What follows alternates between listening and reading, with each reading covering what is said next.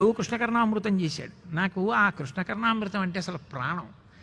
ఆ కృష్ణకర్ణామృతం చదువుతుంటే అసలు సమయం తెలియదు, ఎంత ఆనందంగా ఉంటుందో. అందులో ఆయన ఎన్ని అద్భుతాలు అనుభవించాడో అసలు. అందులో ఒక ఆవిడ ఏం చేసిందంటే, నందవ్రజంలో అమ్మ బాబోయ్ పైన కట్టినా వదలడు, గంటలు కట్టినా వదలడు, కింద పెట్టినా వదలడు, ఎక్కడ పెట్టినా వదలడు, పైకి ఆఖరికి తీసుకొచ్చి కోడలు మూతికి రాసి ఇంట్లో గొడవలు ఎడతాడు. ఎందుకు వచ్చిన గొడవ? ఓ పని చేస్తే పోలా. ఆయన వెన్న దొంగతనం చేస్తున్నప్పుడు పట్టేసుకుని వాళ్ళ అమ్మకి అప్పచెప్పేస్తే గొడవ వదిలిపోతుంది కదా. ఇంకా ఇన్నాళ్ళు సాక్ష్యానికి దొరకట్లేదు ఆయన. ఇప్పుడు సాక్ష్యం దొరకాలంటే ఆయన ఎదురుగుండానే తలుపులు తెరిచి ఎదురుగుండా కుండ పెట్టి, కుండ నిండా వెన్న పెట్టి, తలుపు చాటున నేను ఉంటాను. వస్తాడు, కూర్చుంటాడు, అటు ఇటు చూసి ఎవరూ లేరని కూర్చుని చక్కగా చేత్తో తీసి స్నేహితులందరికీ పెడతాడు. వాళ్ళందరూ వరుస క్రమంలో వచ్చి చేయి పట్టుకుని చక్కగా వెన్న తింటూ వెళ్ళిపోతారు. ఆఖరణ తను తింటాడు, చేతులు నిండా వెన్న ఉంటుందిగా, ఆ కుండలో పెట్టి తీస్తాడుగా, అప్పుడు చటుక్కుని పట్టుకుంటాను చెయ్యి, తలుపు చాటు నుంచి వచ్చి పట్టుకుని, ఇదిగో చూసావా మీ అబ్బాయి చేసిన పని అని. ఆయన్ని పట్టేసుకుంటే మిగిలిన వాళ్ళు పారిపోరు, ఆగుతారు. తీసుకెళ్ళి యశోదకు అప్పచెప్తాను.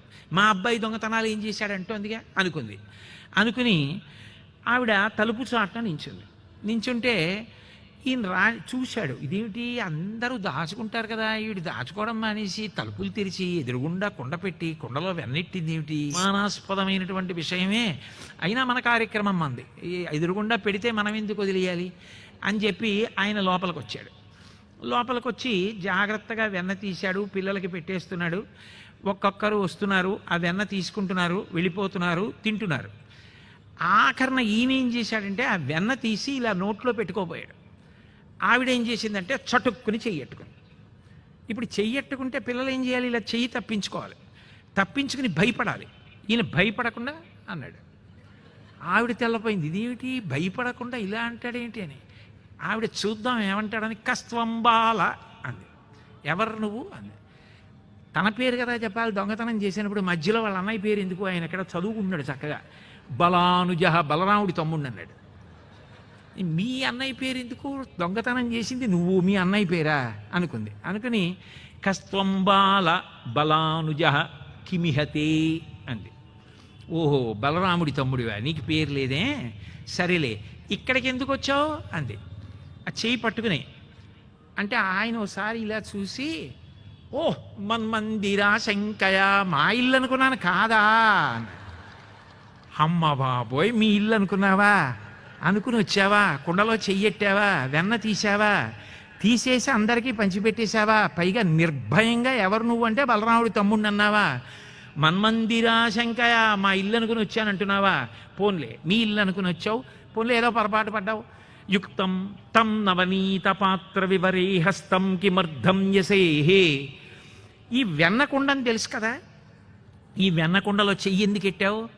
చెయ్యెట్టి మీ వాళ్ళందరికీ పెట్టి వెన్నకుండలో ఎందుకు పెట్టావు అంది. చెయ్యి ఇంకా వెన్నలో ఉంది, ఆ కుండలోను పట్టుకుని ఉంది.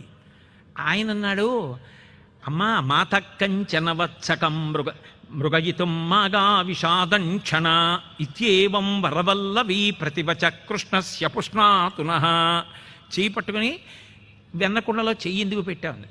కాసేపు మాట్లాడకుండా ఉంటావా? ఇందాక నుంచి చూస్తున్నాను, ప్రశ్న మీద ప్రశ్న, ప్రశ్న మీద ప్రశ్న, ఏదో పోయినట్టు ఏడుస్తూ ఏమిటి గోల? మా దూడ ఒకటి తప్పిపోయింది, ఇందులో ఉందేమో అని వెతుకుతున్నాను.